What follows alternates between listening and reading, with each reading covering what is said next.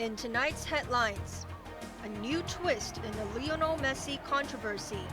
When did the organizer know that he wouldn't be playing?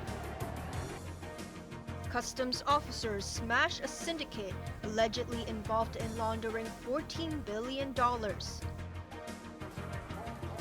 And all eyes are on Hong Kong swimming star Siobhan Haughey as she aims for a third medal in Doha.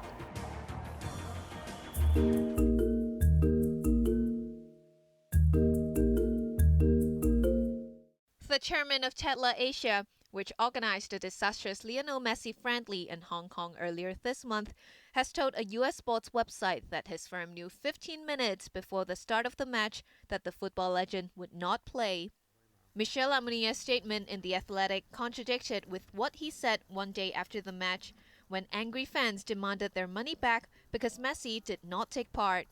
On Sunday, before kickoff, the official team sheet, a list of the players who are available to play in the game, which was submitted by the Inter Miami CF team and signed by the head coach Gerardo Martino, showed Lionel Messi and Luis Suarez as substitute and therefore fit to play. In that news conference, Lamonier also said Inter Miami had told Tatler Asia at halftime that Messi would sit out due to a knee injury. Hong Kong fans, who forked out up to $5,000 each to see their idol, were further outraged when Messi played against Vissel Kobe in Tokyo 3 days later. Tatler Asia has offered a 50% refund and will announce details next month. Janice Low, Cable News.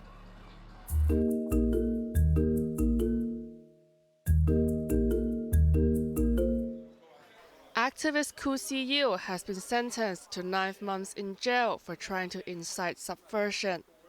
The 77-year-old had declared on social media last December that he would protest against the revamped district council elections.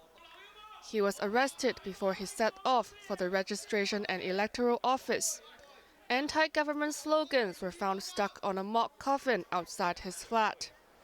Koo was convicted in West Kowloon Court today after pleading not guilty earlier to carrying out an act with a seditious intention. Chief Magistrate Victor So said Koo would have committed the offense if he had not been arrested. So said although freedom of speech is allowed in Hong Kong, there was a seditious intent in Koo's act. The judge added that a deterrent sentence was needed to prevent a repeat of the offense.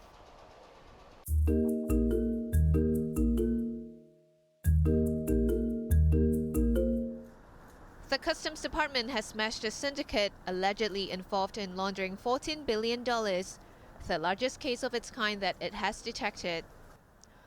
Officers raided 11 premises and arrested 7 local residents aged 23 to 74. They are accused of conspiring to launder money.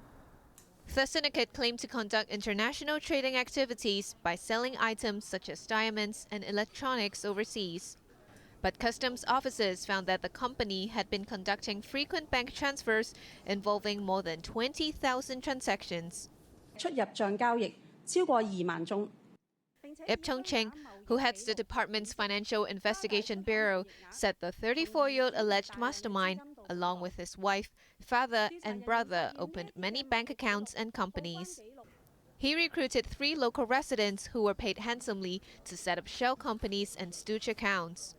We found that a large amount of money came from India. In this process, the Indian authorities exchanged intelligence with us, and we found that certain bank transactions were actually connected with 2 companies that have been taken down by the Indian authorities, being suspected to launder crime proceeds in relation to online mobile application scam.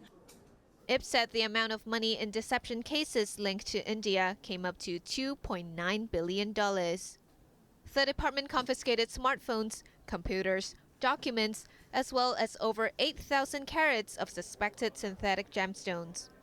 Assets worth $165 million were frozen. These included 5 flats, 3 commercial units, and 3 parking lots. All the suspects have been released on bail, and further arrests have not been ruled out. Janice Low, Cable News.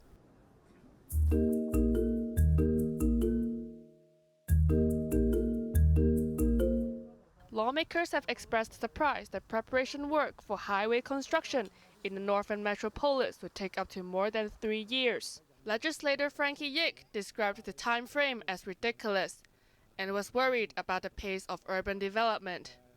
Fellow lawmaker Lo Wai Kwok echoed Yick and found it absurd that consultation and surveying fees would cost taxpayers at least $1.1 billion. He said as cities in the Greater Bay Area competed building highways within a few years, why couldn't Hong Kong do the same? Lo expressed worries that Hong Kong would lose its competitive edge because of the long time it takes to complete construction. Highways Department Project Manager Ng Wai Hong said the plan was to conduct a traffic impact assessment in line with the highway design and surveying work in its 38-month schedule. But the department will try to speed up the work as much as possible. Janice Yu, Cable News.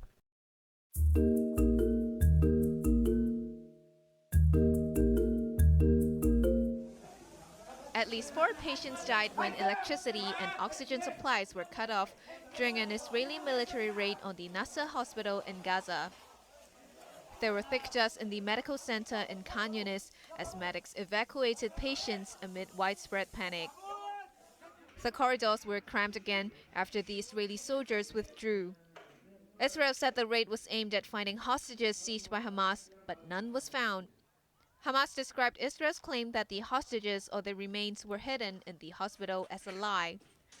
The Palestinian death toll in Israel's military response to a Hamas attack in October has now risen to nearly 29,000.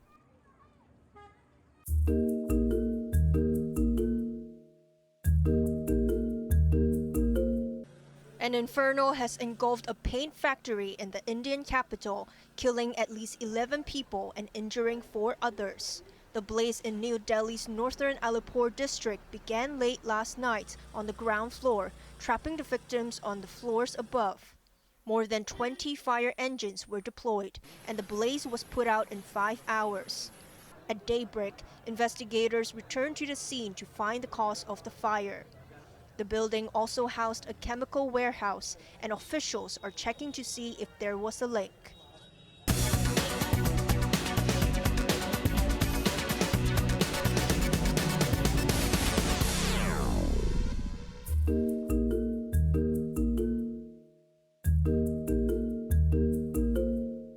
Hong Kong stocks have rallied for the 3rd consecutive day, staying in positive territory since trading began in the Year of the Dragon. The Hang Seng Index jumped 2.5%, its biggest gain in 2 weeks. The rise was partly contributed by electronics giant Xiaomi, which surged 5.5%, while delivery platform Meituan picked up 4.6%. Casino operator Sense China jumped 4.9%. Internet company Kuaishou gained 2.2% despite failing to be picked as one of the new blue chips.